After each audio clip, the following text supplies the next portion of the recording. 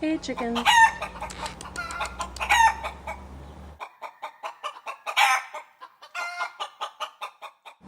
How do self-employed people get in their own way?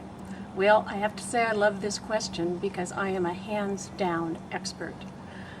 And that brings something up that I want to address before I go into the answer. You will get in your way. It's going to happen, and it's survivable. Like I like to say, if I can do it, you can do it. So let's look at some of the key ways that we tend to get in our own ways, especially when we're starting out.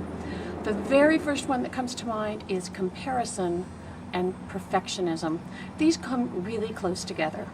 I find the more that we compare ourselves to others, the more likely we are to become stalled by perfectionism. This happens in two ways.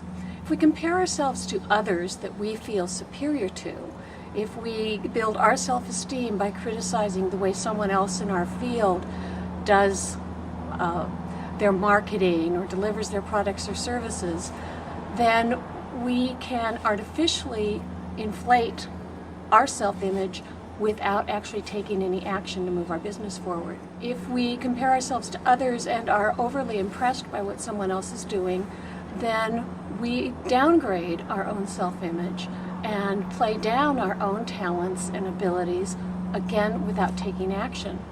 That's the thing about perfectionism and comparison. They can keep your mind very, very busy. They can even keep your body busy, surfing the internet, reading books, looking at other people's materials, going to networking events, but you're busy with things that do not move your business forward. Easy to fool yourself into thinking you're learning what you need to learn or making important connections.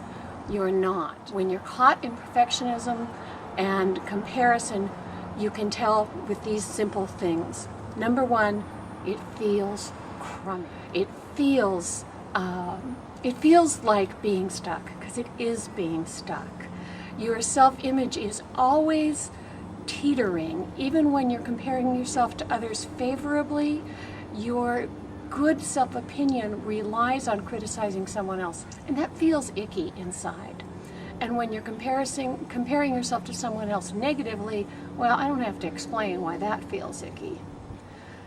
So again, perfectionism and comparing to others is a way of staying very, very busy without taking action to move your business forward. Don't fall for the deception, the self-deception that you're learning and making important contacts. When you catch yourself going in circles, and one way you can tell is that you're going to feel icky and you won't have any concrete actions to show for it, then stop. So what do you do when you catch yourself caught in a cycle of perfectionism or comparison or both? Well, let's start with comparison.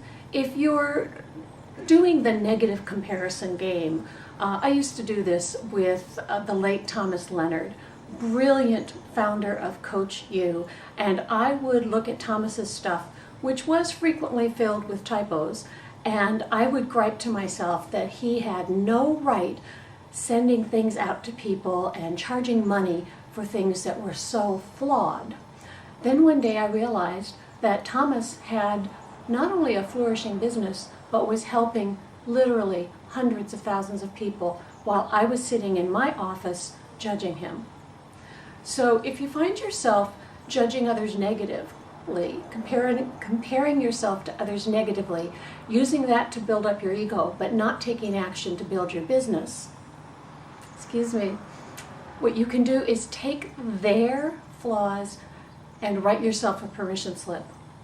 If Thomas Leonard could do so much good and have products full of typos, then perhaps Molly Gordon could do something good that was less than perfect. Secondly, if you're involved in the positive comparison game, and I used to play this with Coach Cheryl Richardson. Cheryl and another coach, Laura Berman-Fortgang, were going right to the head of the class in the mid-90s when I started to coach. And sometimes I would compare myself to them and think, they've got all the publicity, they've got all the talent, they've got all the breaks. And then I realized there's always someone at the top of the heap. Before Cheryl and Laura, it was someone else. After Cheryl and Laura, it will be someone else. And who's at the top of the heap has very little relevance for the many, many hundreds, if not thousands, of other successful coaches, trainers, teachers who are doing good work and getting paid well for it.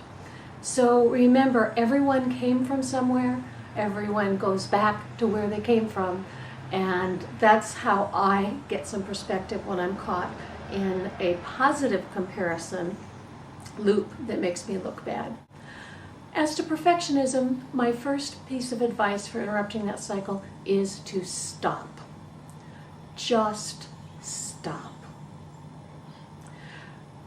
Go take a bicycle ride. Go for a walk. Go swimming.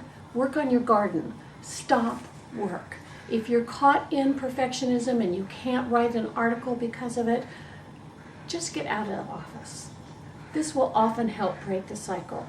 Another thing you can do is look at the stack of other things that you have to do, whether it's paying a bill, doing some research, returning a phone call, and start taking actions on those things one at a time. It doesn't matter where you start, just get into action. Action will frequently break perfectionism.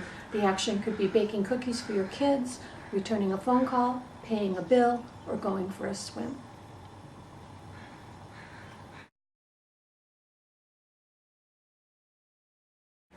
Hello, crows.